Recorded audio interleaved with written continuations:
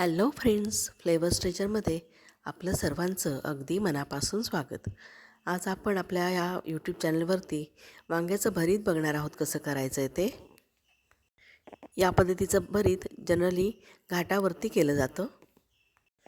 भाकरीसोबत याची चव अप्रतिम लागते.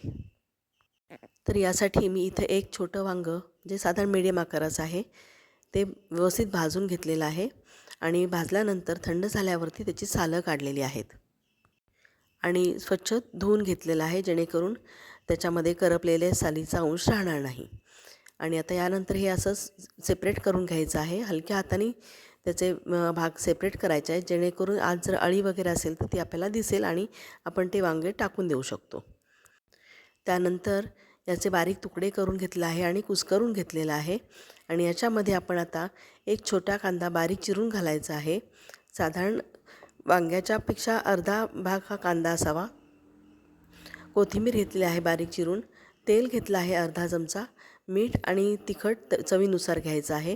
आणि हे सर्व काही अगदी व्यवस्थित या वांग्याच्या भरताच्या पेस्टमध्ये एकत्र करायचं आहे. हे सगळ्या गोष्टी या ज्या आहेत या आपल्या हातानेच करायच्या आहेत, तर हे जास्त टेस्टी लागतं आणि व्यवस्थित बनतं.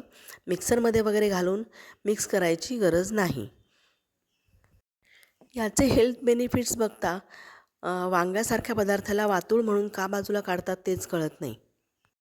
याच्यामुळे हार्ट हेल्थ चांगली राहते, डायबिटीस कमी होतो, पचन व्यवस्थित राहतं, डायजेशन चांगलं होतं. फक्त हाय फायबरमुळे कधीकधी कोणाकोणाला डायजेशनचा प्रॉब्लेम होऊ शकतो, त्यांनी ते खाऊ नये. बाकीच्यांना वांगं हे खरंच चांगलं आहे खाण्यासाठी. आणि व्हिडिओ कसा वाटला मला नक्की कळवा आणि करून बघा.